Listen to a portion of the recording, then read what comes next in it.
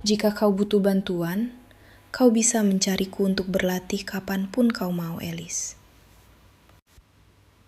Karena bersamamu, bahkan sekedar beradu pedang pun akan terasa menjadi momen yang sangat menyenangkan. Mendengar itu, rona merah tipis menghiasi pipi Alis. Ia menggenggam erat tangan Thea. Bisa mengenalmu adalah sebuah kehormatan yang luar biasa bagiku. Sentuhan manis layaknya gadis kecil ini sukses membuat hati Thea yang sedingin es kesulitan untuk tetap tenang. Namun, memaksakan diri membiarkan Elis menggenggam tangannya sedikit lebih lama bukanlah hal yang mustahil untuknya. Cepatlah kembali bersiap. Aku akan kembali untuk segera mandi. Belum lama ini, turnamen peringkat murid baru telah resmi berakhir. Dan 3 murid baru terbaik telah mendapatkan hak istimewa untuk ikut serta dalam misi penaklukan monster. Thea menatap lekat Elis yang berada tepat di hadapannya. Bukankah kau bilang ingin fokus melatih ilmu pedangmu? Mengapa tiba-tiba kau memutuskan untuk ikut masuk ke dalam misi penaklukan monster ini? Rupanya, Elis dan Male yang seharusnya tereliminasi berhasil membalikkan keadaan peringkat dengan menantang duel siswa di posisi kedua dan juga ketiga. Namun alasan sejujurnya Elis adalah ia sama sekali tidak ingin melewatkan momen pertarungan nyata pertamanya berdampingan dengan Thea. Waktu sarapan berdua, mereka pun kedatangan seorang tamu tak terduga. Sebastian datang untuk memberikan selamat atas hasil luar biasa Thea. Dan saat menatap Elis yang baru pertama kali ia temui, pemuda itu juga menyapanya dengan senyuman ramah. Kedatangannya kali ini adalah untuk memberikan sebuah peringatan penting kepada 3 murid baru yang akan segera turun langsung dalam misi penaklukan monster tersebut. Sehebat apapun bakat yang mereka miliki, mereka harus tetap waspada terhadap ancaman mematikan dalam pertarungan sungguhan. Para ksatria langit biasanya lebih dulu menerima misi khusus, sebelum akhirnya benar-benar mengutus para murid. Namun setiap musim semi tiba, ada operasi mandiri tanpa komisi, yakni memilih wilayah yang dikuasai monster dan melakukan penaklukan secara besar-besaran. Dan destinasi kali ini adalah Ngarai Taring Putih. Ngarai di dekat perbatasan kekaisaran ini menjadi saksi bisu pecahnya perang brutal tahun lalu. Tempat di mana tak terhitung prajurit yang gugur. Lautan mayat itu akan berubah menjadi sarang bagi para monster. Di masa kelam itulah Thea pernah mencoba bertahan hidup. Setelah para ksatria langit musnah, kekaisaran harus menelan pil pahit dari bencana monster yang begitu menghancurkan. Operasi besar ini akan melibatkan 3 pemegang pedang suci, dan Sebastian sebagai pengawal wakil kapten juga akan ikut mengambil peran. Seluruh takdir mulai terukir dengan begitu rapi, persis seperti bayangan masa lalu yang membekas dalam ingatan Thea. Dan tugas utamanya adalah melindungi para sahabatnya, sekaligus mengamati siapa di antara para pemegang pedang suci itu yang masih mengingat masa lalu. Di pintu masuk Ngarai Taring Putih pada tanggal 12 Mei, Thea yang bertugas sebagai ksatria pengawal seharusnya mulai mendirikan tendanya tepat di sebelah ksatria tempur utama, sesuai dengan instruksi formasi yang ada. Cemas karena ini adalah pengalaman pertama Thea mendirikan tenda dan takut gadis itu belum terlalu mahir. Sebastian sebagai sosok senior yang penuh perhatian mengambil inisiatif untuk melangkah maju dan membantunya. Lagi pula, dibandingkan melihat Thea yang direpotkan dengan gaunnya, ia hanya membutuhkan waktu sekitar 30 menit saja untuk menyelesaikan semuanya. Namun sayang, pemandangan manis ini justru memancing bisik-bisik kajam dari orang-orang sekitar, yang salah mengira bahwa Nona Thea sedang memamerkan kekuasaannya. Tiba-tiba, siluet sosok merah menyala muncul di hadapan semua orang. Wah, api cinta di tengah medan perang ini benar-benar terasa hangat ya. Nada suara mengejek itu sontak menyadarkan Sebastian tentang siapa pria itu. Dia adalah sang pemegang pedang suci, Dietrich. Rambut merahnya yang mencolok seketika menyeret Thea kembali pada memori pertemuan mereka.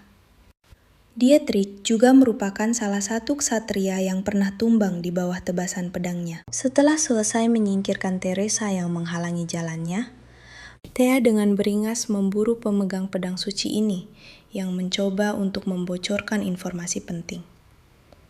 Memori kelam dan terpelintir itu bahkan masih tergambar jelas di benaknya hingga saat ini. Thea pun memaksa hatinya yang bergemuruh untuk kembali tenang. Tatapannya jatuh pada pedang hitam legam di pinggang Dietrich, pertanda bahwa pria itu belum meraih pedang sucinya. Sehingga dapat dipastikan ia tak akan memiliki secuil pun ingatan dari masa lalu tersebut. Mendengar pria itu meracau tanpa beban, Sebastian pun dibuat terdiam tak berkutik. Padahal, mendirikan tenda ini tak lebih dari sekedar bantuan tulus dari seorang senior. Barulah setelah sindiran tajam dari Dietrich, ia akhirnya menyadari pusaran rumor tak sedap yang mengelilingi mereka. Namun, Sebastian yang lembut tidak melakukan kesalahan apapun. Dan Thea pun berkata bahwa ia tak memedulikan hal itu. Mendengar hal itu, Dietrich pun berhenti membahasnya. Ia datang menghampiri karena ada sesuatu yang ingin ia sampaikan langsung pada Thea. Awalnya Thea mengira pria itu akan mempermasalahkan gaya berpakaiannya. Namun Dietrich hanya berdeham pelan sambil mengibaskan tangannya dengan santai. Dia dan kapten yang sama jeniusnya adalah teman sekamar saat di universitas dulu. Dan ia menemukan sebuah kesamaan di antara para jenius. Yakni isi kepala mereka itu sungguh aneh. Dan mereka selalu mengekspresikan keanehan itu dengan cara mereka sendiri. Persis seperti gaya berpakaian Thea. Ucapan itu sukses membuat Thea mematung tak percaya. Kau datang hanya untuk mengatakan itu. Siapa sangka Dietrich tiba-tiba mencondongkan tubuhnya mendekat. Sebenarnya, gaunmu hari ini sungguh memesona. Kumohon, mari kita ukir hubungan yang baik mulai sekarang, Nona Altia. Pria itu melambaikan tangannya perlahan, lalu berbalik pergi. Melihat tingkahnya, bahkan pedang iblis di benakku ikut menggerutu kesal. Selera pedang suci petir itu benar-benar aneh. Senjata sakti itu memiliki wujud ganda. Julukannya adalah pedang sang penakluk. Legenda mengatakan, pedang itu ditempa dari gejolak emosi manusia, yakni hasrat absolut untuk menaklukkan segalanya. Kehadiran Dietrich yang secepat kilat dan menghilang begitu saja membuat Thea curiga pria itu hanya datang memancing keributan. Sebastian menggaruk kepalanya canggung dan melangkah untuk meminta maaf. Ia sungguh menyesal niat baiknya malah menyusahkan Thea. Namun Thea membalas dengan senyuman tipis. Perhatian seorang senior kepada juniornya. Sama sekali tak membutuhkan kata maaf. Setelah malam, sudah lama ia ingin mengembalikan jubah Julian. Namun, nyalinya selalu ciut saat harus bertatap muka berdua saja. Ia tak sudi mengambil risiko lebih besar untuk berpapasan dengan Julian. Itu terlalu berbahaya. Namun, diiringi sebuah dengusan. Pria itu menyalakan lilin. Menatap penuh tanda tanya pada wanita yang tiba-tiba menerobos masuk di tengah malam buta. Jantung Thea berdegup kencang hingga tak tahu harus mulai dari mana. Setelah jeda panjang, barulah ia mengutarakan tujuannya. Mendengar itu, Julian terdiam sejenak. Ia lalu melangkah tegas mendekati Thea dan mengambil jubah dari tangannya. Namun aura Julian terasa agak berbeda malam ini. Thea tak mengerti apa yang salah. Apa kau benar-benar hanya ingin mengembalikan ini? Pertanyaan itu membuat pikiran Thea berkecamuk. Dan juga, terima kasih untuk permen dan teh jahe waktu itu. Mendengar bahwa pemberiannya sangat bermanfaat bagi wanita, raut wajah Julian akhirnya memancarkan ekspresi kepuasan yang begitu hangat. Senyumannya malam itu terlihat sangat tulus, seolah setiap lengkungannya dipenuhi oleh rasa kasih sayang. Pemikiran konyol itu segera ditepisnya. Merasa itu hanya menghina Julian. Saat Thea berbalik pamit karena merasa canggung, suara pria itu menghentikannya. Pernahkah kau berhadapan dengan monster? Tentu saja. Pengalaman kelam itu sudah melekat kuat pada diri Thea. Di masa kelam saat dikendalikan pedang iblis, ia bahkan telah membantai monster buas tak terhitung jumlahnya. Namun masa lalu berdarah itu tak bisa dibicarakan sembarangan. Julian hanya mengingatkan betapa bahayanya monster. Ia tak pernah meragukan ilmu berpedang Thea. Mata Julian sendiri menjadi saksi ujian masuk Thea. Dan ia telah mempelajari detail pertandingan peringkatnya dari luar. Thea hanya membungkuk terima kasih atas pujiannya, lalu berbalik pergi. Maafkan aku karena mengganggu waktu istirahatmu. Tidak apa-apa. Lagi pula, aku memang belum berniat untuk tidur. Muak mendengar ocehan pedang iblis di benaknya. Thea mencabut hak entitas itu untuk menyebut nama Julian di masa depan. Hatinya kini bergemuruh hebat, karena ini pertama kalinya ia melihat sisi lain Julian. Dan malam itu, Thea bermimpi indah. Dalam mimpinya, Thea merangkul mesra lengan seorang pria tanpa wajah. Namun senyum hangatnya terasa begitu nyata. Keesokan harinya, teriakan gagak kematian memecah fajar saat ratusan kesatria berkumpul membentuk barisan tempur di tempat ini. Misi pembersihan ngarai taring putih resmi dimulai. Aura kematian yang sungguh mencekam merayap menyelimuti seluruh area jurang. Di momen menegangkan itu, Sebastian menoleh perlahan menatap Thea. Apakah kau sudah siap untuk ini, Altia? Bagaimanapun juga, pemegang pedang iblis terkuat ini di mata mereka hanyalah seorang siswi tahun pertama yang baru masuk. Mendengar Sebastian dan wakil kapten ditugaskan menjaga perkemahan, ingatan Thea bergetar. Seharusnya Sebastian menemui ajalnya di operasi ini. Namun Thea buta akan detail bagaimana akhir itu tiba. Melihat kepanikannya, Sebastian mengira gadis itu sedang merasa ketakutan. Semua akan baik-baik saja. Tetaplah dekat dengan kapten, dan kau pasti akan pulang dengan selamat. Di dalam ngarai, badai pertumpahan darah pecah. Tubuh para ksatria dan monster beradu dalam sebuah pertarungan sangat brutal. Namun tak secercah pun rasa takut terlihat. Karena di mana sosok putih itu berdiri, di sanalah kiblat iman mereka berpijak. Julian, bagaikan sabit malaikat maut, menebas lautan monster tanpa ampun. Di mata Thea, pedang sucinya bersinar menyilaukan. Pedang pilihan Longinus yang bilahnya murni ditempa dari intisari keadilan umat manusia. Dan ukirannya memikul misi suci. Sambil meledakkan mana pemiliknya, segel pada bilah itu siap menghancurkan monster berkeping-keping. Namun pedang suci Longinus takkan pernah mengakui Thea, seorang wanita dengan masa lalu pembunuh. Setelah menjadi pemiliknya, seseorang bisa menggunakan ukiran pada pedang untuk menyimpan dan memanggilnya. Tapi pedang iblis Baldur tak bisa melakukannya. Thea harus memikul beban pedang kutukan itu di punggungnya. Pedang suci putih nan murni itu bukan miliknya, sama seperti Julian. Konon, Julian tidak butuh pasukan pendukung, karena kekuatan pria itu sendiri sudah lebih dari cukup. Ia jelas tak butuh mereka. Saat itu juga, seekor monster buas menerjang ke arah Shia. Tatapan gadis itu sedikit bergetar. Lalu ia mengangkat kakinya, menginjaknya kuat, dan melancarkan sebuah serangan tajam yang begitu bersih tanpa ragu. Pemandangan mengejutkan itu membuat semua orang tercengang tak percaya. Apakah hanya ujung gaunnya saja yang menjadi sedikit kotor? Gadis jenius yang setara dengan sang kapten ini sekarang malah hanya meratapi sepatu bot kulit kesayangannya yang terkena noda. Tiba-tiba, kilat menyambar dan guntur menggelegar, diiringi gulungan awan hitam pekat yang datang menyelimuti. Mereka harus segera kembali ke perkemahan. Keadaan akan menjadi sangat berbahaya. Lewat sudut matanya, Shia mencuri pandang ke arah Julian. Pria tampan itu berdiri gagah menggenggam erat pedangnya, menatap langit kelam seolah teringat akan sebuah hal penting. Ia lalu mengangkat sebelah tangannya, memberi isyarat agar seluruh pasukannya menghentikan langkah mereka saat itu juga. Cuaca memburuk. Operasi sore ini akan kita tunda pelaksanaannya sampai besok. Tepat saat pria itu berbalik, tatapan mereka saling mengunci dalam sesaat. Namun Shia langsung bisa merasakan aura familiar itu, seiring dengan peringatan kuat dari pedang ajaibnya. Gadis itu akhirnya memastikan satu hal. Julian masih mengingat kematian Sebastian, dan ia mengingat semua masa lalu yang terhapus. Di dalam perkemahan, Shia bersembunyi dari guyuran hujan yang lebat di dalam tendanya. Rencana untuk mengawasi Sebastian terpaksa dibatalkan. Jika Julian masih mengingat segalanya, pria itu pasti akan menanganinya dengan sangat baik. Ribuan keraguan menyerbu pikiran Shia, bagaikan badai yang tak terbendung.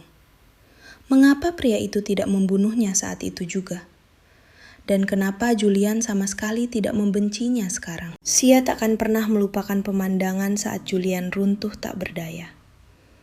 Lalu, untuk apa semua sikap manis dan kebaikannya selama ini? Jika ingatannya masih utuh, bukankah seharusnya sikapnya padaku tak selembut ini? Mungkinkah ini hanya taktik agar ia bisa mengawasiku dari dekat? Pria itu tidak tahu siapa yang memutarbalikkan waktu. Jadi dia sedang menyelidiki mantan iblis ini secara diam-diam. Saat Xia memikirkan hal ini, ia mendadak merasakan suatu firasat. Julian tampaknya sedang pergi menuju suatu tempat. Gadis itu langsung menyambar jubahnya. Aku harus terus mengikutinya. Pada detik berikutnya, energi sihir putih memancar deras ke dalam telapak tangannya. Xia memakai mananya untuk menyembunyikan hawa keberadaannya agar tidak tertangkap oleh sensor Julian. Karena khawatir akan terjadi anomali aneh lagi di perkemahan, Xia memutuskan untuk tidak mengikutinya dari jarak yang terlalu jauh. Melihat Julian berani meninggalkan perkemahan di cuaca seburuk ini, pasti ada urusan yang luar biasa penting. Gadis itu harus mengetahui tujuannya. Beberapa saat kemudian, Xia diam-diam mengikuti Julian kembali menuju kawasan jurang taring putih itu. Ia terus mengamatinya secara sembunyi-sembunyi. Apakah pria ini sedang bosan dan berniat berburu monster mematikan lagi? Namun, intuisi Xia menangkap ada sesuatu yang tidak beres. Julian tampak sedang mencari sesuatu yang tersembunyi. Ujung jarinya mengusap lembut dinding batu tersebut. Sementara wajah tampannya sama sekali tidak menunjukkan adanya perubahan ekspresi. Namun pedang suci Longinus dalam genggamannya mendadak memancarkan wujud aslinya di detik tersebut. Ukiran kuno yang menyala menandakan lonjakan sihir dahsyat dari sang pengguna. Di bawah tatapan bingung Xia, Julian mengangkat pedang dewanya tinggi-tinggi. Kemudian menebas dinding batu tersebut dengan segenap kekuatannya. Xia mengintip ke dalam batu dan mendadak melihat pupil merah menyeramkan sedang menatap tajam ke arahnya. Saat sarang mengerikan itu terbuka, seluruh monster buas berhamburan keluar bagaikan ombak hitam pekat yang siap menelan langit kelam. Spagard. Begitu melihat sosok mereka, Xia langsung mengerti bagaimana persisnya Sebastian bisa tewas. Mereka adalah jenis monster yang paling berbahaya. Sangat ahli menempel pada manusia dan mengendalikan pikiran inangnya. Selain barisan kesatria pedang suci, hampir mustahil bagi orang biasa untuk menahan efek cuci otak mereka. Jika mereka berhasil menerobos masuk perkemahan, maka akibatnya akan menjadi malapetaka total. Di garis waktu sebelumnya, Sebastian pastilah terjebak dalam pertempuran semacam ini. Itulah alasannya mengapa hanya Julian yang datang ke tempat ini. Xia pernah berpikir bahwa itu mungkin saja orang lain. Tapi kenapa dari sekian banyak orang, takdir malah memilih dirinya? Saat ini, wujud Julian telah sepenuhnya tertelan oleh kegelapan yang pekat. Namun bukankah Xia merasa cemas? Gadis itu tenang, karena Longinus adalah pedang terkuat penakluk kejahatan. Julian dengan tenang mengangkat pedang di atas kepalanya. Dan dalam sekejap, sapuan aura pedang tak terhentikan meluluh lantakan kumpulan monster kotor itu dalam sekejap.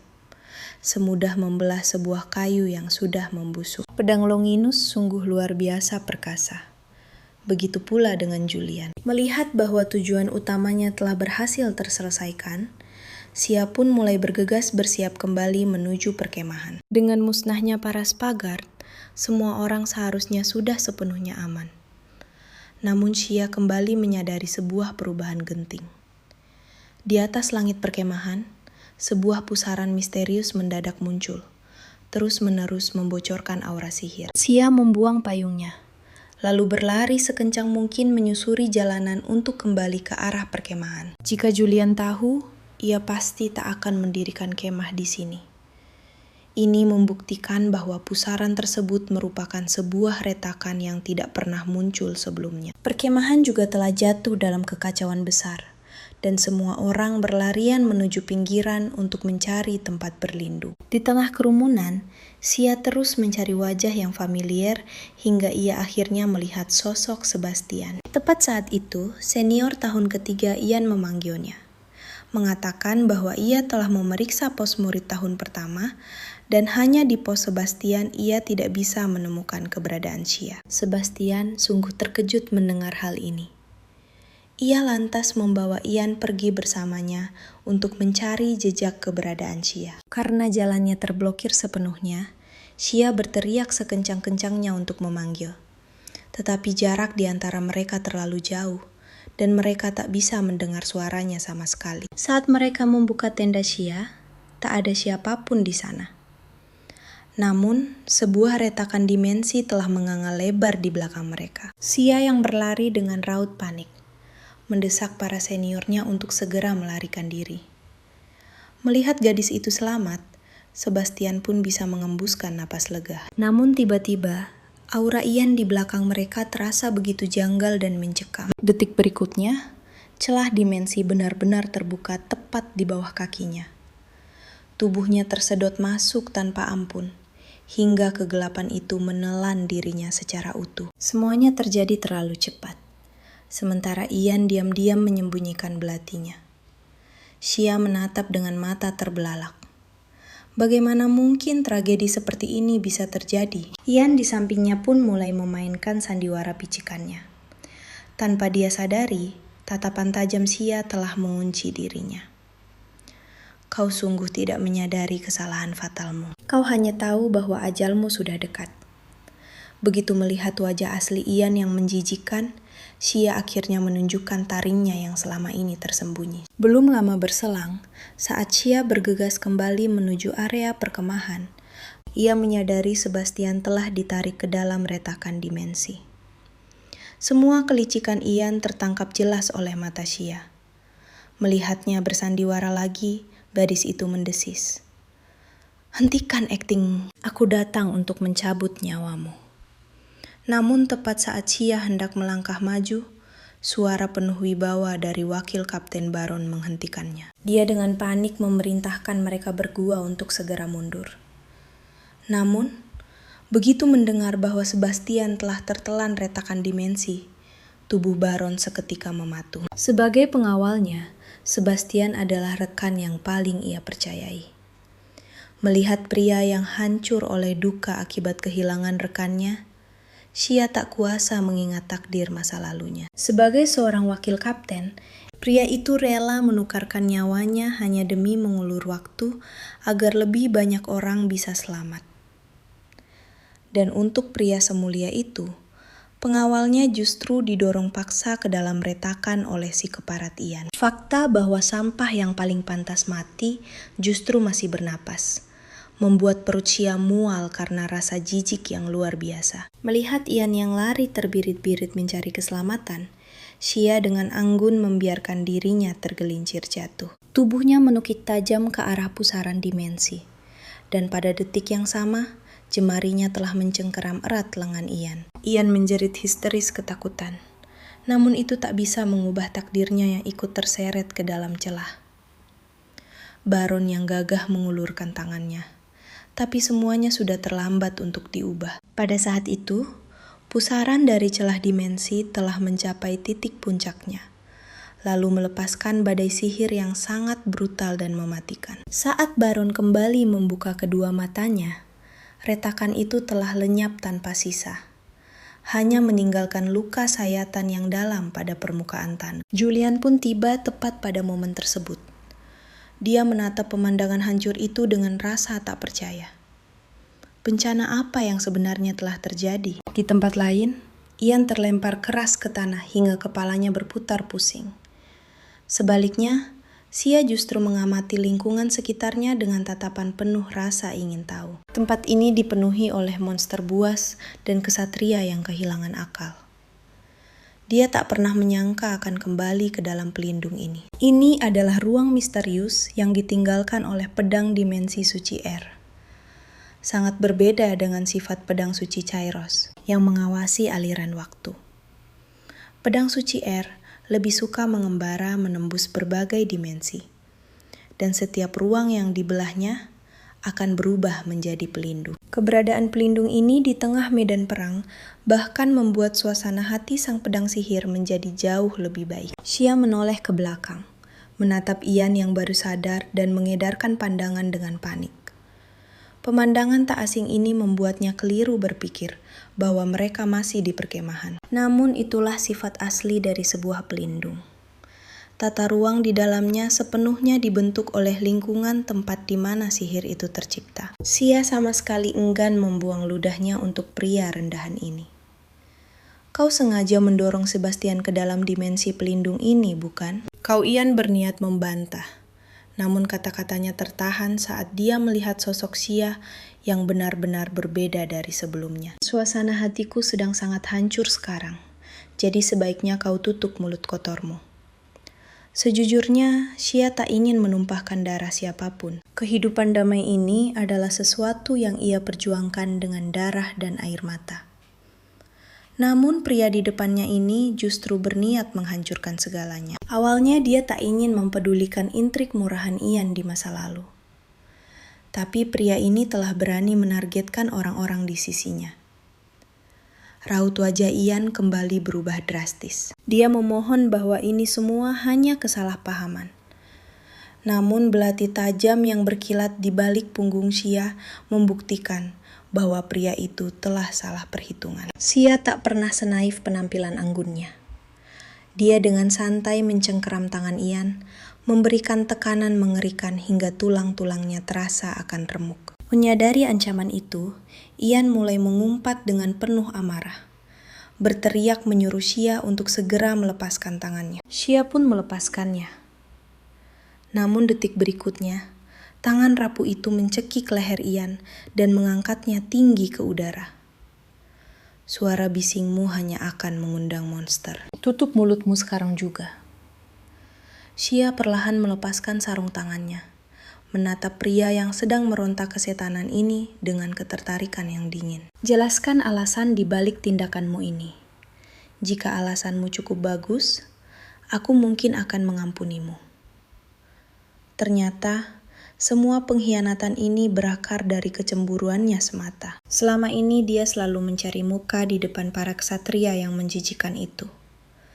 Namun Baron justru memilih seorang gelandangan gurun sebagai pengawalnya. Dan wanita penyihir yang hanya tahu cara memamerkan gaun ini juga langsung diangkat menjadi pengawal kapten pada hari pertama pendaftaran. Hanya karena merasa takdir tidak adil, dia tega mendorong Sebastian ke dalam dimensi pelindung. Bagi Ian, itu adalah alasan yang masuk akal.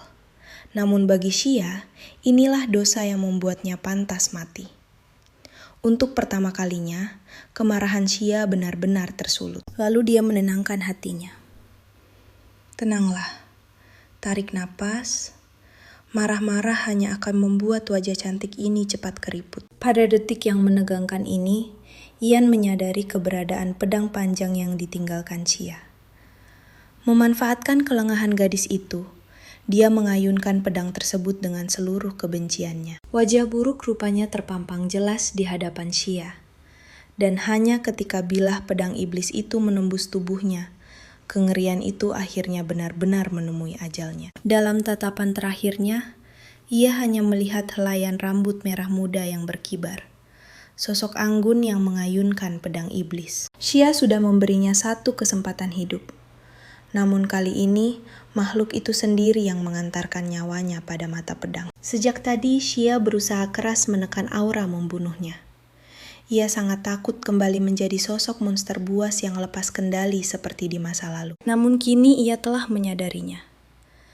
Demi melindungi dirinya dan teman-teman berharganya, melepaskan segel kekuatan di saat yang tepat adalah sebuah pilihan yang paling benar. Lagi pula, takdir tidak akan pernah memberinya kesempatan kedua untuk mengulang kehidupan ini. Usai melenyapkan makhluk menjijikan itu, prioritas utama saat ini adalah segera menemukan keberadaan Sebastian.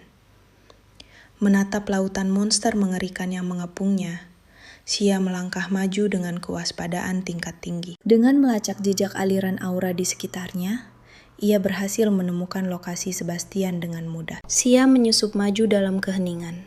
Dan tepat saat ia menyingkap tirai tenda itu, kehadirannya membuat Sebastian terlonjak kaget. Menghilangnya Xia telah benar-benar menghancurkan kewarasan Julian. Pria yang selama ini selalu bersikap sangat rasional hingga terlihat begitu dingin. Belum lama ini, Xia berhasil menemukan Sebastian di dalam kurungan penghalang. Kemunculan gadis berambut merah muda itu membuat sang pria terpaku tak percaya. "Bagaimana kau bisa ada di sini?" Xia pun menjelaskan bahwa ia tak sengaja tertelan ke dalam. Memikirkan situasi genting mereka saat ini, Sebastian mengintip dengan waspada dari balik celah tenda. Tak terhitung jumlah prajurit kekacauan yang saling membantai. Dan mayat mereka kini menjadi pesta pora para monster. Menatap medan pertempuran yang luas itu, Sebastian berpikir sebelum para prajurit kekacauan itu musnah sepenuhnya, mereka berdua mungkin masih berada dalam situasi yang cukup aman. Ia memutuskan untuk mencari makanan demi bertahan hidup hingga kurungan penghalang itu lenyap. Tanpa kehadiran Ksatria Langit, bersembunyi adalah pilihan paling masuk akal untuk saat ini. Xia teringat kembali pada masa lalunya. Dulu, ia pasti akan membinasakan seluruh monster itu tanpa sisa. Lalu, menunggu hingga kurungan penghalang tersebut benar-benar menghilang. Namun kini, situasinya sudah jauh berbeda. Ia sama sekali tidak boleh membongkar kekuatan aslinya di hadapan seniornya ini. Melihat raut wajah Xia yang begitu cemas, Sebastian dengan lembut mengelus puncak kepalanya. "Kau tidak perlu khawatir. Kita pasti akan keluar dari sini hidup-hidup. Sebagai senior, aku masih sanggup melindungimu." Namun, merasakan telapak tangan yang kaku di kepalanya, Xia bisa menyadari rasa gugut pria itu. Menatap senyum canggung yang dipaksakan sang pria, gejolak emosi di dalam dada Xia perlahan mulai mereda. Benar, di dunia yang kejam ini akan selalu ada sosok tulus yang bangkit hanya untuk melindungi mereka yang lemah. Ia berterima kasih dalam hati pada Sebastian, yang kembali memperlihatkan secercah kehangatan manusia padanya. Namun, Xia tiba-tiba teringat pada hasil penyelidikan yang pernah dilakukannya dulu. Ia pernah mencari tahu cara keluar dari kurungan penghalang. Dan menurut berbagai teori yang tertulis dalam catatan kuno, setiap penghalang pasti memiliki sebuah titik pusat. Ketika kekuatan pedang suci merobek ruang dimensi, lembaran catatan itu menyebutkan bahwa titik pusat penghalang adalah gerbang yang terhubung ke dunia luar. Dan sebelum kurungan penghalang itu kembali menyusut ke wujud asalnya. Titik itulah yang menjadi celah paling dekat menuju dunia nyata. Tugas paling mendesak sekarang adalah menemukan lokasi pasti dari titik pusat tersebut. Maka keduanya memutuskan untuk pergi dan memeriksa keadaan di sana. Sebastian menepuk punggung Xia dengan penuh semangat. Namun ia tak kuasa menahan diri untuk bertanya, "Apakah kau benar-benar tidak takut?" Namun Xia hanya membalasnya dengan senyuman yang sangat menawan. Tentu saja tidak. Lagi di luar sana, jumlah prajurit kekacauan sudah tersisa sangat sedikit.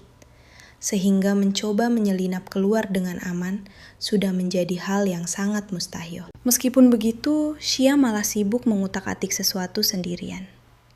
Di waktu yang sama, Julian sedang menanyakan keberadaan Xia dengan raut wajah yang sangat panik. Begitu mengetahui bahwa gadis itu telah tertelan oleh kurungan penghalang, dan hingga detik ini belum ada satupun cara untuk menghancurkan segel tersebut yang ditemukan, bahkan Baron, yang telah mengenalnya selama 9 tahun, dibuat tertegun oleh reaksi kalutnya. Astaga, seberapa penting sebenarnya arti murid ini bagi sang kapten. Beralih ke sisi lain, Xia tengah sibuk merobek beberapa helai kain. Para monster itu sangat gampang terpancing oleh cahaya api, dan Xia memutuskan untuk membakar potongan kain ini, lalu melemparnya keluar sebagai umpan. Kerumunan monster di luar sudah mulai berkumpul, dan umpan Xia melesat melewati kepala mereka. Benar saja, kobaran api yang melayang itu langsung memikat perhatian mereka. Xia pun langsung memanfaatkan celah sempit ini untuk bergerak cepat menuju pusat perkemahan demi melakukan penyelidikan. Mengikuti arah yang ditunjuk Xia, memang ada pemandangan yang tak wajar di langit sana. Sebuah retakan dimensi yang luar biasa panjang menggantung dengan mengerikan. Sayangnya letaknya terlalu tinggi untuk digapai tanpa menggunakan aliran mana. Bahkan bagi seorang Xia sekalipun, mencapai ketinggian itu adalah sebuah tantangan yang sangat menyulitkan. Pada saat genting ini, Sebastian telah menegakkan panjinya, memberikan isyarat agar gadis itu segera bersiap dan melompat untuk melihat situasinya. Usai berkata demikian, ia tak lupa memamerkan otot-ototnya yang kokoh. Lewat dorongan tenaga Sebastian, Xia melesat terbang semakin dekat menuju retakan dimensi tersebut. Namun, tepat ketika ujung pedangnya menyentuh retakan dimensi itu, Xia tiba-tiba merasakan suatu aura yang sangat janggal. Makhluk-makhluk mengerikan di belakang mereka serempak menoleh padanya. Lalu dengan buas mulai merangsek maju memburu. Gawat, ini benar-benar malapetaka besar. Dengan panik, senior Sebastian meneriakkan nama Xia agar segera turun. Begitu menangkap tubuh gadis itu, ia langsung berlari mundur. Ratusan monster buas terus mengejar. Kecepatan sang pria jelas tidaklah cukup. Namun martabatnya sebagai seorang senior pantang membiarkannya tega mencampakkan Xia dan melarikan diri begitu saja. Jarak lautan monster di belakang mereka kini semakin merapat. Menyadari hal tersebut, Xia segera mendaratkan satu pukulan mematikan ke tengkuk Sebastian. Namun, ia benar-benar meremehkan bobot pria berotot kekar itu. Dengan susah payah, gadis itu akhirnya berhasil menyembunyikan tubuh Sebastian di tempat aman. Setelahnya, Xia kembali berbalik, menatap dingin lautan monster di belakangnya. Untuk pertama kalinya, ia merobek gaunnya yang sungguh merepotkan, lalu mengikat tinggi rambut panjangnya ke atas. Sambil mengarahkan mata pedangnya, ia bergumam pelan, "Aku sungguh tak punya waktu untuk mengadeni kalian." Perlahan, pedang iblis legendaris mulai terwujud dari telapak tangannya. Gelombang monster sihir yang tiada henti itu rupanya juga membuat sang pedang iblis bergejolak. Detik ini juga, hasrat membunuhnya meledak keluar tanpa ampun sedikit pun. Aliran mana ungu kehitaman mengalir pada lengan kiri Xia. Bahkan manik mata dan rambutnya pun turut berubah menjadi hitam pekat. Ratusan monster sihir itu menerjang buas memburu Xia. Dan sang gadis telah bersiap dengan transformasi wujud sempurnanya. Makhluk buas yang selama ini sangat ditakuti oleh dunia, mendadak tampak begitu rapuh. Luapan kekuatan absolut dari pedang pembantaian itu berhasil menanamkan rasa ketakutan mutlak pada monster berotak dangkal ini. Saat Xia terus-menerus mengayunkan pedangnya dengan mematikan, kelompok monster sihir itu berjatuhan bagai lalat. Di dalam pelindung tersebut, sebuah pembantaian sepihak atas monster mulai terjadi. Pedang iblis itu memang sangat tersohor sebagai pedang pembawa kehancuran. Kemampuan pertamanya membuat sang pengguna membantai musuh secara efisien lewat bidikan titik lemah fatal. Kemampuan keduanya adalah memanipulasi tubuh fisik. Murni mengubah hawa nafsu membunuh dari pedang iblis itu menjadi kekuatan mana absolut. Biasanya, para pemiliknya memilih untuk menggenggam pedang iblis tersebut pada tangan kiri mereka. Dan alasan inilah yang membuat Xia dijuluki sebagai sang penyihir pada kehidupan masa lalunya. Siluet Xia berkelebat membelah kawanan monster, menarikan waltz maut dengan pedang di tangannya.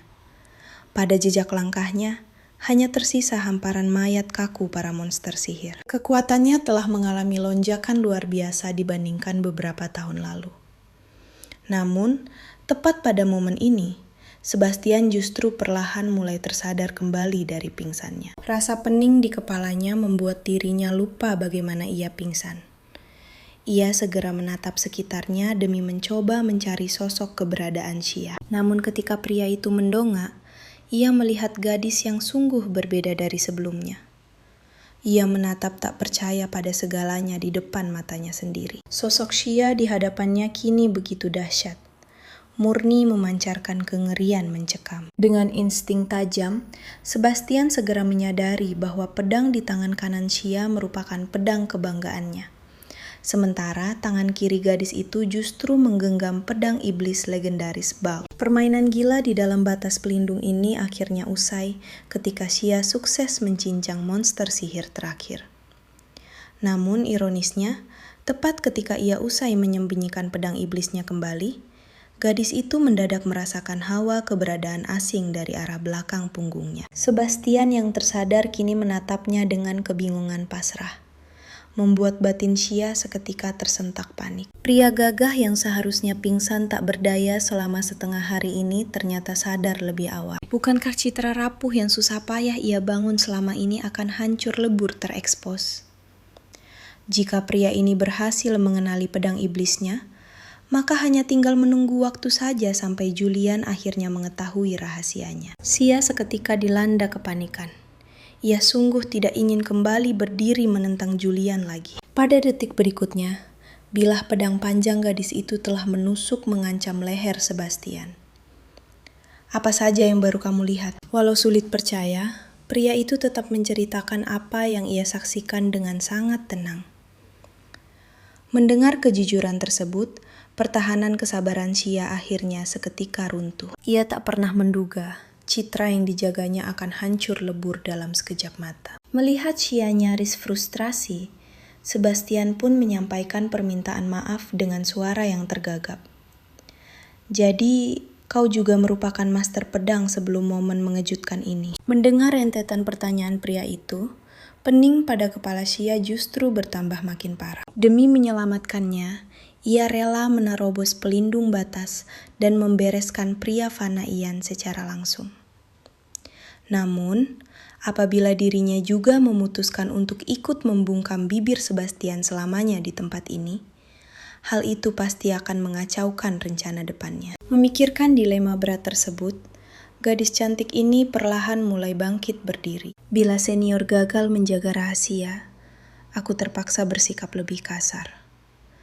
Ancaman dingin yang menyerupai titah penguasa absolut ini sontak membekukan Sebastian dalam keheningan. Setelah terdiam lama, ia bertanya penasaran tentang mengapa akar rasional Xia tetap terjaga kuat selagi dirinya menghunuskan pedang iblis. Pria itu turut bertanya alasan mengapa dirinya sangat ingin bergabung menjadi kesatria angkasa.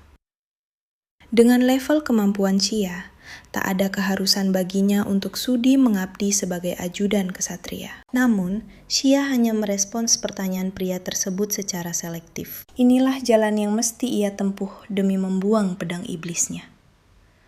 Soal alasan mengapa ia justru menyembunyikan level kekuatannya, andai sosok Xia yang usianya kurang dari 20 tahun mampu menjadi master pedang, hal itu pasti akan memancing banyak kecurigaan. Menunjukkan kekuatannya pada umur 23 adalah pilihan terbaik. Mendengar hal ini, Sebastian mengaku memiliki satu pertanyaan terakhir, yakni mengenai alasan Xia murni sengaja menerobos pelindung. Tingkah laku Xia sama sekali tak mencerminkan sosok yang murni tak sengaja terjatuh.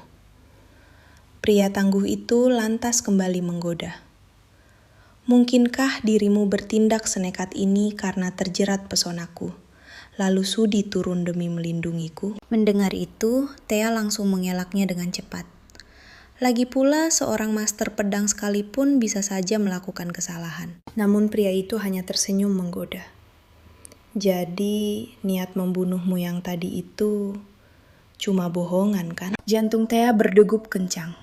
Dengan satu tendangan, ia menjatuhkan Sebastian, sementara mata pedangnya menancap di tanah, tepat di sebelah leher pria itu. Menjaga rahasia ini adalah harga mati jika Sebastian masih ingin melihat matahari esok. Namun, di ambang hidup dan mati pun, raut wajah Sebastian tetap tenang. Tangannya malah mendarat lembut, mengusap puncak kepala gadis itu. Tenang saja, bibirku terkunci rapat. Bagaimanapun juga, nyawaku ini baru saja kau selamatkan. Mendengar kata-kata itu, cengkeraman Thea pada pedangnya melemah. Mata mereka kembali bertaut, dan untuk kali ini, ia memilih untuk menaruh kepercayaan pada sang pria. Rasa bersalah menyelimuti hatinya saat melihat goresan luka di leher Sebastian.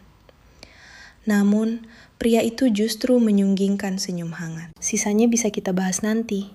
Sekarang ada hal yang jauh lebih mendesak untuk diselesaikan. Sesaat kemudian, mereka bergegas menuju titik pusat kemunculan pelindung itu. Entah mengapa, Ada debaran aneh yang tiba-tiba mengusik relung hati Sebastian. Diancam oleh seorang satria junior, tak ada secercah pun rasa takut di benaknya. Sebaliknya, pesona sosok Thea malah terukir semakin jelas di ingatannya. Sepertinya ia telah jatuh dalam pesona gadis itu. Mungkin terikat dalam sebuah rahasia berdua dengan cara seperti ini bukanlah hal yang buruk. Sementara itu, Thea sama sekali tidak menyadari badai romansa yang tengah melanda pikiran pria di sebelahnya. Tiba-tiba, aliran informasi dari pedang iblis membanjiri benaknya, seolah mengungkap rahasia kelam di balik terciptanya pelindung misterius ini. Ternyata, ada kaitan erat dengan masa lalu pedang suci Carlos.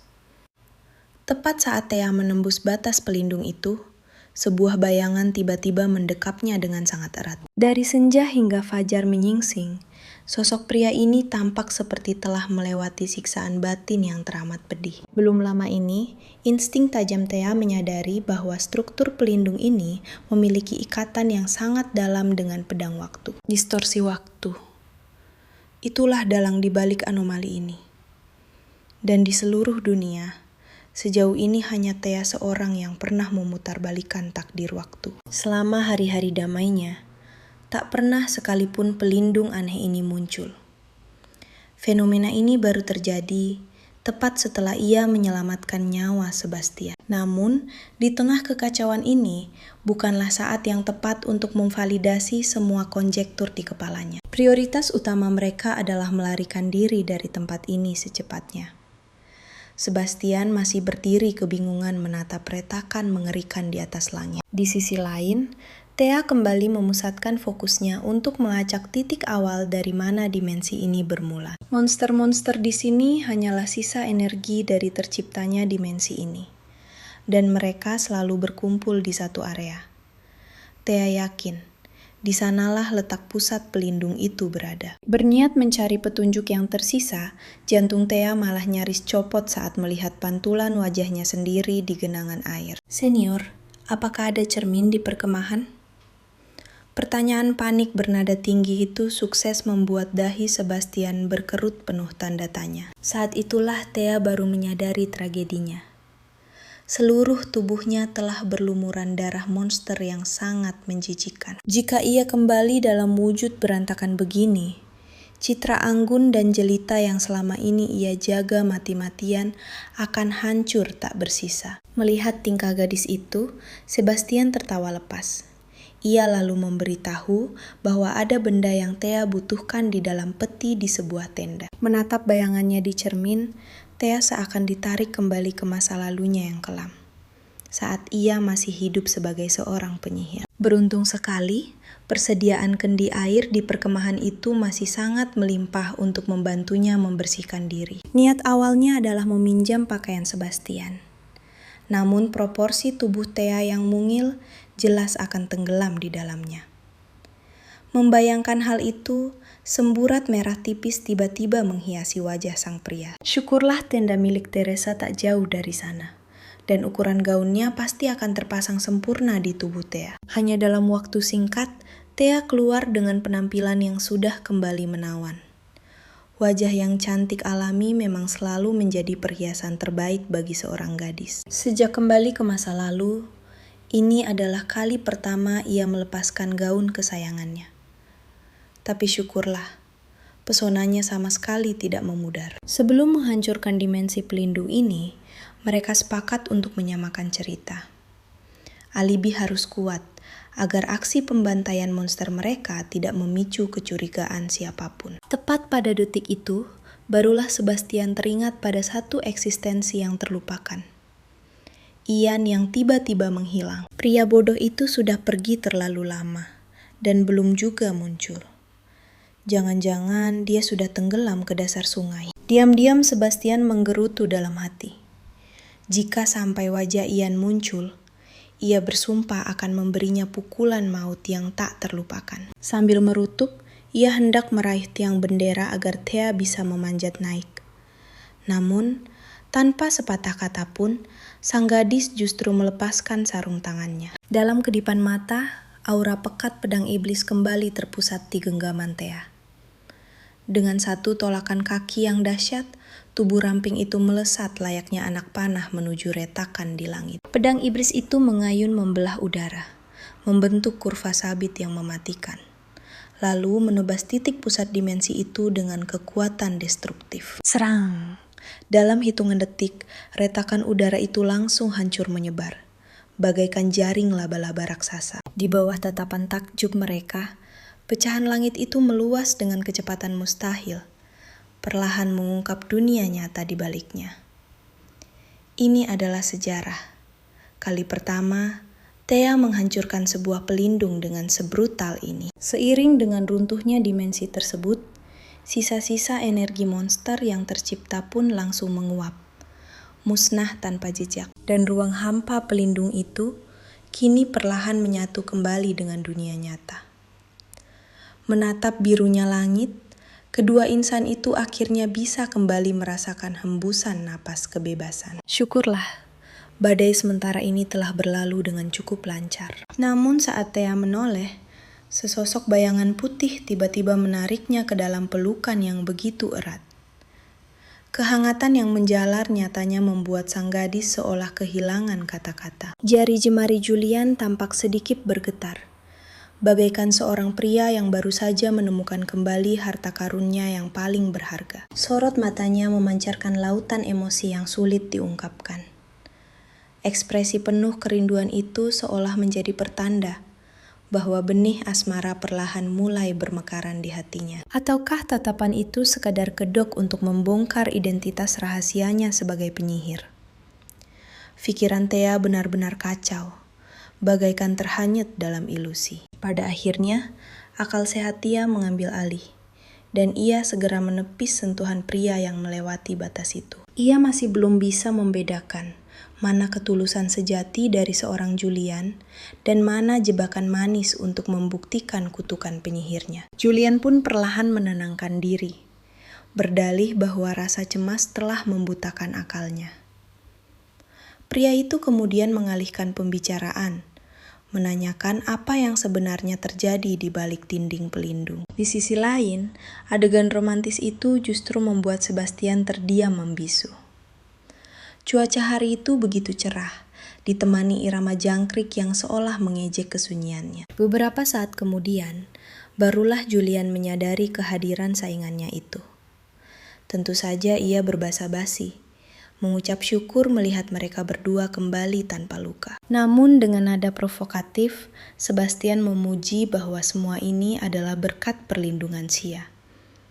Sebuah pernyataan sepihak yang sama sekali melenceng dari skenario awal mereka. Belum sempat Xia memotong, Sebastian terus memutarbalikkan fakta, seolah menjadikan aksi penyelamatan itu sebagai genderang perang tak kasat mata melawan Julia. Mendengar bualan itu, Xia yang jengkel langsung mendaratkan cubitan maut tepat di pinggang belakang pria tersebut. "Senior, kau benar-benar terlalu melebih-lebihkanku."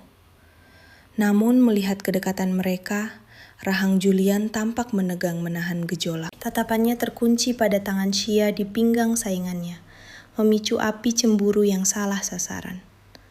"Selamat atas kepulangan kalian," ucapnya dingin. Tanpa basa-basi lagi, Julian membalikkan badan dan pergi begitu saja. Xia pun langsung menceramahi Sebastian habis-habisan karena berani merusak alur rencana mereka. Pria licik itu hanya tersenyum tipis, beralasan bahwa sandiwara dadakan ini perlu dilakukan demi menutupi lonjakan kekuatan Xia yang tak masuk akal. Di saat bersamaan, Alice dan Wakil Kapten Baron datang berlari menghampiri. Melihat kedua insan itu kembali dengan selamat, beban berat di pundak mereka akhirnya sirna. Beberapa hari pun berlalu. Misi penaklukan di lembah Taring Putih akhirnya ditutup dengan gemilang. Keberuntungan masih berpihak, di mana mayoritas prajurit hanya menderita luka ringan. Meski menyisakan misteri jatuhnya satu korban jiwa dalam insiden aneh. Sayangnya sesampainya di akademi, tubuh Xia langsung tumbang diserang demam tinggi. Padahal esok hari adalah momen penting pelantikan murid baru. Sungguh waktu yang salah untuk jatuh sakit. Melihat keadaan itu, Alice segera mendesak sahabatnya agar memanggil tabib istana. Namun Xia menolak keras tawaran tersebut.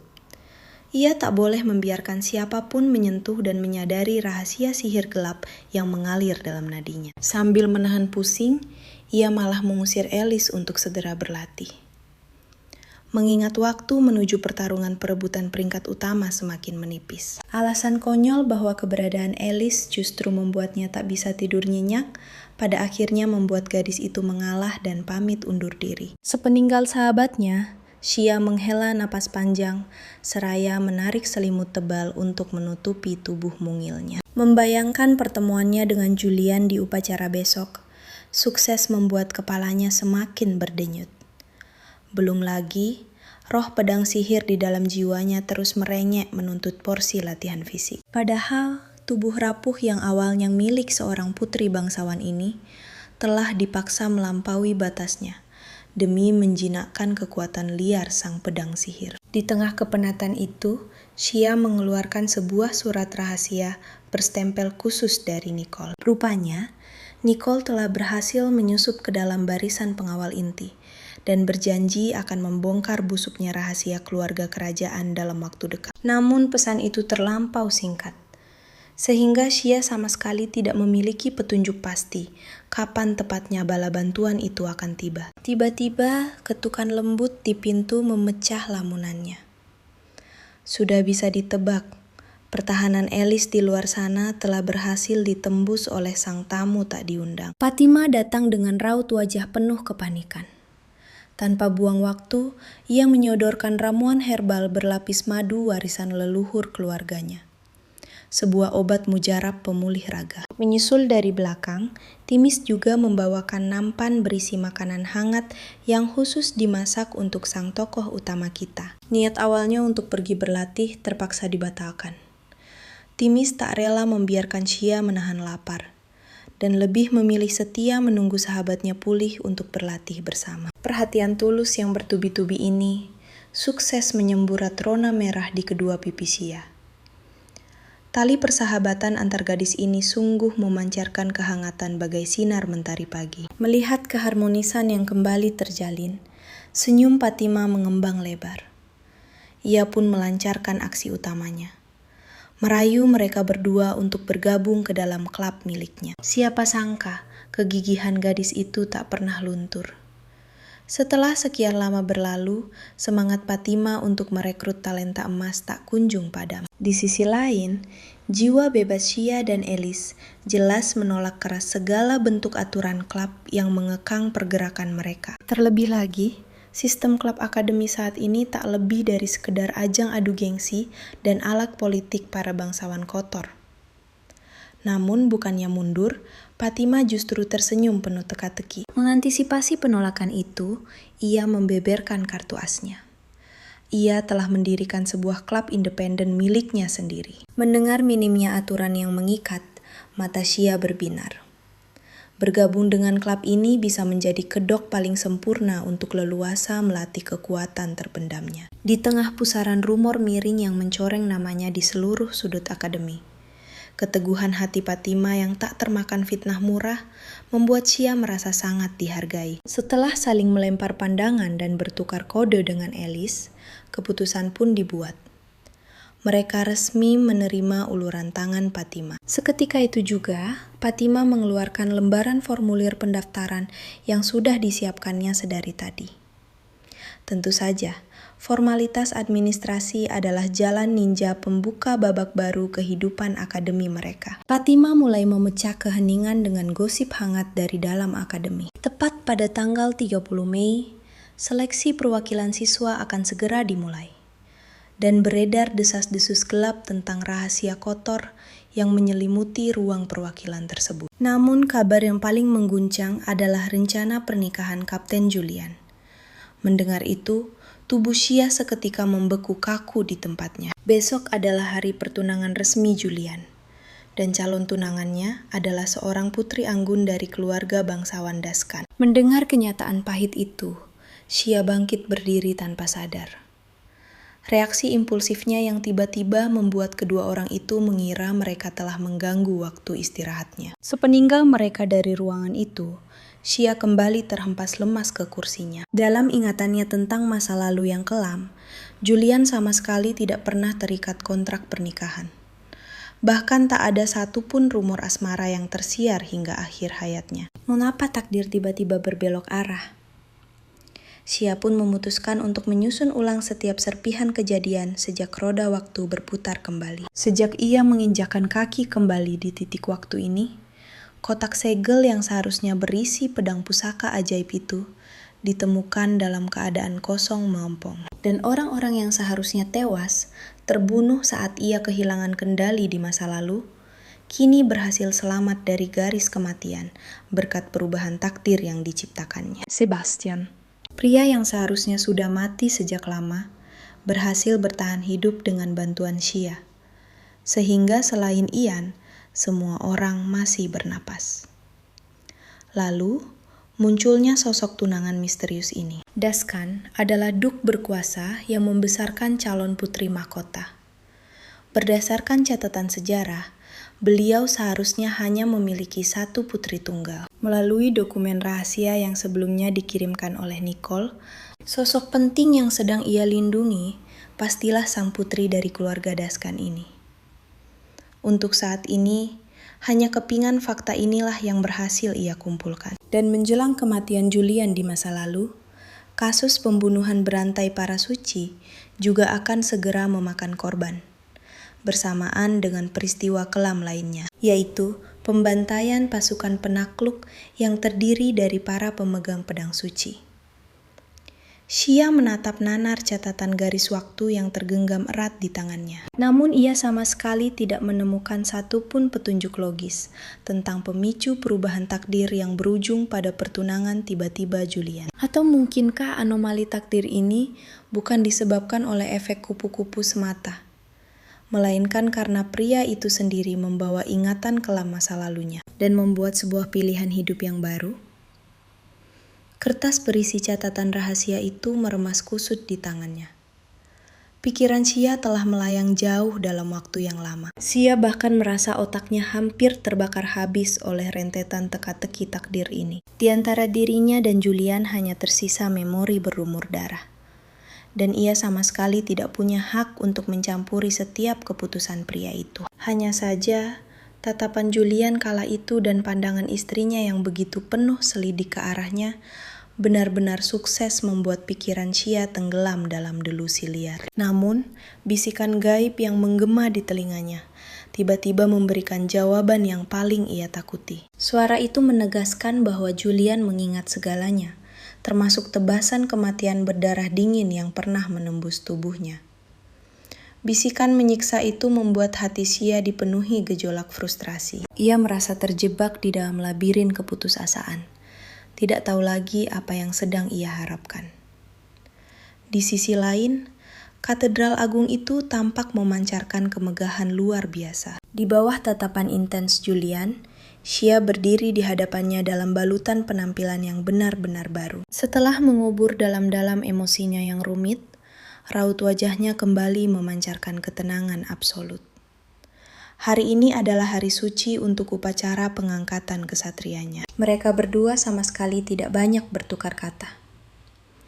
Doa suci sang pendeta menggema di altar, dan atas nama kesetiaan abadi, sumpah seorang satria pun diikrarkan. Namun, di momen sakral ini, saat ia seharusnya melafalkan sumpah dengan khusyuk, pikiran Xia justru terlempar jauh ke dalam kehampaan yang menyesakan. Untungnya, Julian segera turun tangan untuk menyelamatkan situasi canggung itu, sehingga sang pendeta tidak memasukkannya ke dalam hati. Dengan demikian, mereka berdua secara resmi terikat dalam sebuah kontrak suci sebelum dewa kematian menjemput. Mereka akan menjadi kawan sehidup semati, dalam arti yang sesungguhnya.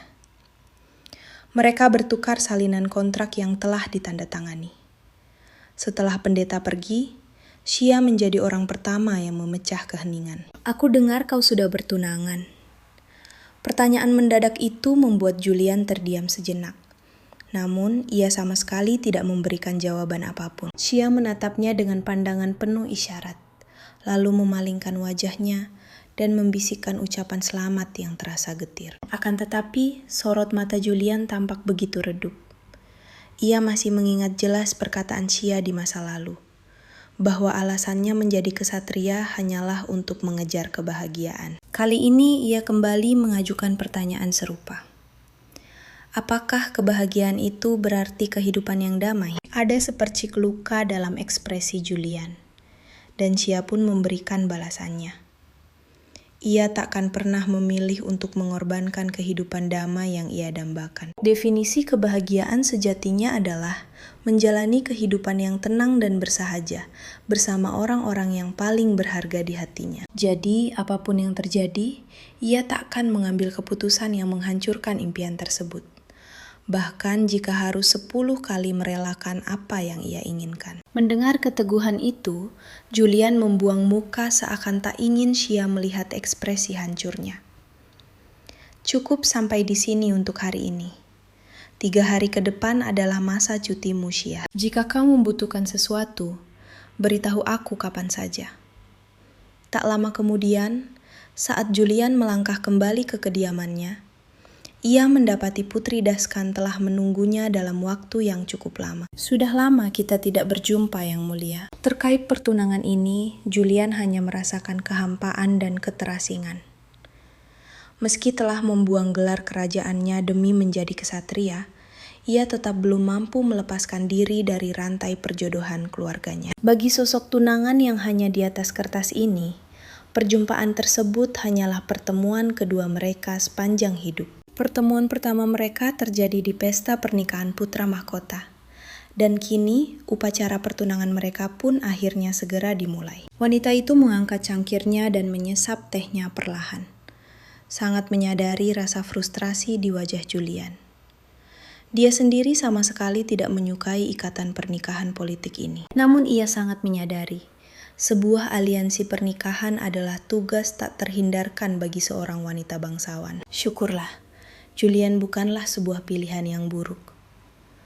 Jadi, apakah kau sungguh ingin membatalkan pertunangan kita ini? Yang Mulia, Anda harus memikirkan matang-matang soal tindakan yang bisa menghancurkan citra agung keluarga kerajaan. Mendengar ucapan tajam itu, Julian terdiam sesaat, lalu membalas bahwa dirinya masih membutuhkan lebih banyak waktu. Sikap dinginnya itu benar-benar membuat sang wanita terkejut. Ia berniat untuk terus berbicara, tapi Julian sudah mengantarnya menuju pintu keluar. Sebagai kapten dari Ordo Ksatria, pria itu jelas memiliki harga dirinya sendiri. Jawaban Xia terus berputar di dalam benak Julian. Pria itu tak bisa mengendalikan perasaannya, sehingga ia terus berusaha mati-matian untuk bisa menemukan sebuah jawaban pasti. Sementara itu, kamar Xia juga tengah kedatangan seorang tamu misterius. Meskipun sang tamu membuka pintu dengan sedikit kasar, Xia justru langsung menghambur erat ke dalam pelukan hangatnya. Dia adalah sang kakak tercinta yang lama dirindukan, Nicole. Ini pertama kalinya Alice melihat Xia menunjukkan sikap bermanja yang manis. Setelah perkenalan manis Xia, keduanya saling menyapa dengan sopan. Dan sesi latihan Alice pun akan segera dimulai. Setelah berpamitan ramah, Xia menyajikan teh beserta camilan manis untuk sang kakak. Melihat Xia akhirnya mendapatkan teman baik di akademi, membuat hati Nicole terasa amat lega. Bagaimanapun juga, identitas Xia saat ini benar-benar sangat istimewa dan rahasia. Dengan pedang sihir yang bersemayam di dalam tubuhnya, selalu ada risiko bahaya yang mengintai. Namun beruntunglah, Xia kini benar-benar berbeda dari sosoknya yang dulu. Di tangannya, pedang sihir mengerikan itu telah menjelma menjadi senjata kecil yang amat penurut. Xia gantian merasa penasaran mengenai alasan di balik kedatangan Nicole. Tepat seperti dugaannya, Nicole ternyata telah bergabung ke unit penjaga Putri Dasan. Namun, saat Xia baru hendak menanyakan detailnya, Nicole tiba-tiba berdiri dengan ekspresi wajah serius. Cahaya sihir biru seketika memancar deras dari telapak tangannya. Sebelum bicara, dia harus memastikan segala persiapan keamanannya. Begitu lingkaran sihir rumit terbentuk tepat di bawah kaki mereka, Mantra kedap suara pun aktif. Rahasia besar yang akan mereka bicarakan ini tidak boleh memiliki celah sedikit pun untuk bocor keluar. Keduanya pun akhirnya kembali duduk saling berhadapan menyimak. Ternyata Nicole masuk ke unit penjaga bukanlah atas kehendaknya sendiri, melainkan ditugaskan secara rahasia oleh pihak menara sihir demi satu tujuan mutlak, yaitu mencegah pernikahan Julian dengan Putri Dasan. Dan mereka bahkan sudah bersiap untuk menjalankan sebuah misi gelap, pembunuhan yang mengincar nyawa sang putri. Di bawah tatapan kaget Xia, Nicole juga mengungkap kabar rahasia dari keluarga kerajaan. Sebagai Kapten Ksatria Langit, Julian adalah pangeran ketiga kekaisaran. Di samping pesonanya, pencapaian pangeran kedua dan putra mahkota terlihat sangat redup. Ini bukanlah karena mereka berdua tengah bersikap pilih kasih, melainkan karena kesan semua orang terhadap pangeran yang lainnya memang terasa sangat kabur dan hampa. Di mata dunia luar, pangeran ketiga Julian adalah sosok pria yang paling memukau di penjuru kekaisaran. Sebagai sang master pedang suci dengan citra luar biasa rupawan, dia berhasil memenangkan seluruh hati dan perhatian. Jika dirinya adalah sang putra mahkota, tentu saja ini takkan menjadi masalah. Namun amat disayangkan, statusnya adalah pangeran ketiga. Sebuah takdir yang tak diizinkan untuk bersinar terang. Meskipun dengan bergabung bersama Ksatria Langit memungkinkannya untuk mengubah status kebangsaannya, rakyat kekaisaran sama sekali tak memandangnya demikian. Dia tetaplah sosok pangeran agung yang mewakili citra keluarga kerajaan. Dan situasi memanas di dalam istana. Kenyataannya jauh lebih rumit daripada bayangan Xia. Kaisar Hot yang memimpin saat ini diketahui memiliki 2 orang permaisuri. Setelah menikahi istri pertamanya saat masih berstatus putra mahkota, sang permaisuri wafat akibat kesehatannya yang memburuk. Tak lama setelah Baginda Kaisar resmi naik tahta. Buah hati mereka berdua adalah putra mahkota saat ini. Sedangkan permaisuri kedua merupakan cinta mati sang kaisar. Pangeran kedua Calm dan pangeran ketiga Julian terlahir secara berurutan. Namun malang tak dapat ditolak. Setelah melahirkan Julian, sang permaisuri kedua harus rela kehilangan nyawanya. Terpukul oleh duka yang teramat mendalam, Kaisar pun enggan mengambil istri lagi. Sejak saat itu, Kaisar mulai menumbuhkan kebencian yang samar terhadap Julian. Karena kelahiran putranya itulah yang telah merenggut nyawa satu-satunya wanita yang paling Kaisar cintai. Walau tak punya informasi detail mengenai konflik istana dalam, Nicole memiliki sebuah tebakan luar biasa berani. Sang kaisar sama sekali tidak menyukai Julian, dan diam-diam menyimpan amarah terhadapnya. Walaupun pada kenyataannya dia adalah pangeran yang paling luar biasa dari semuanya. Hal itu tetap takkan bisa mengubah takdir